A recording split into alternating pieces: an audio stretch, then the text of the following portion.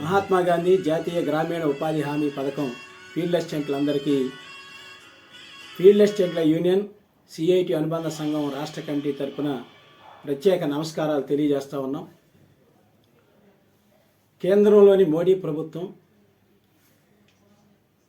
మహాత్మా గాంధీ జాతీయ గ్రామీణ ఉపాధి హామీ చట్టానికి తిలోదకాలిచ్చి ఈరోజు కొత్త పేరుతో ఉపాధి కూలీలకి ఉపాధి హామీ పథకంలో దశాబ్దాల తరబడి ఉద్యోగాలు చేస్తూ జీవనం పొందుతున్నటువంటి లక్షలాది మంది చిరుద్యోగుల పొట్ట మీద దెబ్బగొట్టే పద్ధతిలో ఈరోజు పథకానికి పేరు మార్చి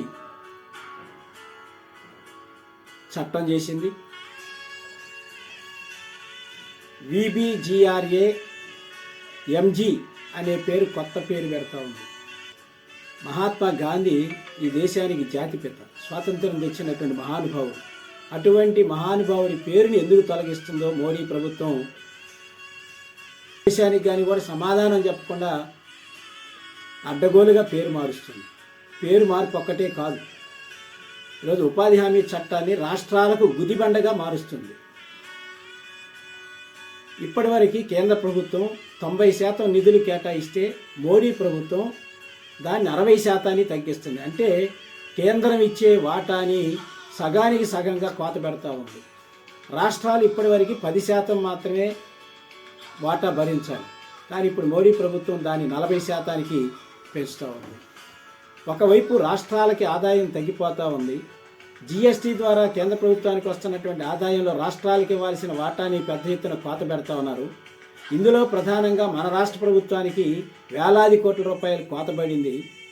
ఆదాయం లేక ఇవ్వాల్సిన నిధులు ఇవ్వకుండా రాష్ట్రాలను ఎండబెడుతూ మరోవైపు ఉపాధి హామీ చట్టానికి రాష్ట్రాల వాటాని పెంచడం అంటే ఉపాధి హామీ చట్టానికి పాతరేయటమే.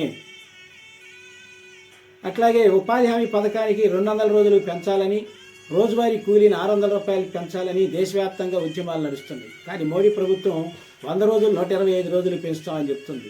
ఇవన్నీ కూడా కళ్ళబల్లి కబుర్లాగే ఉన్నాయి.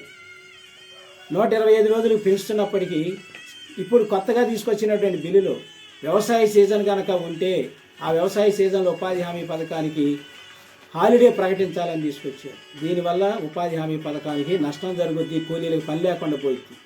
ఇప్పుడు నిధుల్లో మార్పు, వాటాల్లో మార్పు తీసుకొచ్చిన దాని ఫలితంగా ఫీల్డ్ అసిస్టెంట్లు, టెక్నికల్ అసిస్టెంట్లు, కంప్యూటర్ ఆపరేటర్లు, ఇతర ఉద్యోగులుగా ఉండేటువంటి వాళ్ళకి ఇప్పటికే అతి తక్కువ జీతాలు ఇస్తున్నారు, బతకలేక చచ్చిపోతూ ఉన్నారు. అటువంటి వాళ్ళకి భవిష్యత్తులో ఒక్క నయా పైసా కూడా జీతాలు పెరగకుండా ఆ కుటుంబాలన్నీ కూడా రోడ్డును పడే ప్రమాదం తెచ్చారు. ఇటు ఉపాధి కూలీలని, ఇటు చిరుద్యోగులందరినీ ఒకే దెబ్బకి 2 పిట్టలు అన్నట్టుగా అందరినీ దెబ్బ కొట్టేటువంటి ఈ చట్టం మార్పుల్ని ఫీల్డ్ అసిస్టెంట్లు ఇతర కూలీలతో కలిసి వ్యతిరేకించాలని ఈ నెల 22వ తారీఖు CPM పార్టీ, ఇతర వామపక్ష పార్టీల ఆధ్వర్యంలో దేశవ్యాప్తంగా జరుగుతున్న నిరసన కార్యక్రమాల్లో ఫీల్డ్ అసిస్టెంట్లు, ఇతర ఉద్యోగులు కూడా పాల్గొని జయప్రదం చేయాలని విజ్ఞప్తి చేస్తూ ఉన్నాం. కె. ఉమాశ్వరరావు, రాష్ట్ర ప్రధాన కార్యదర్శి.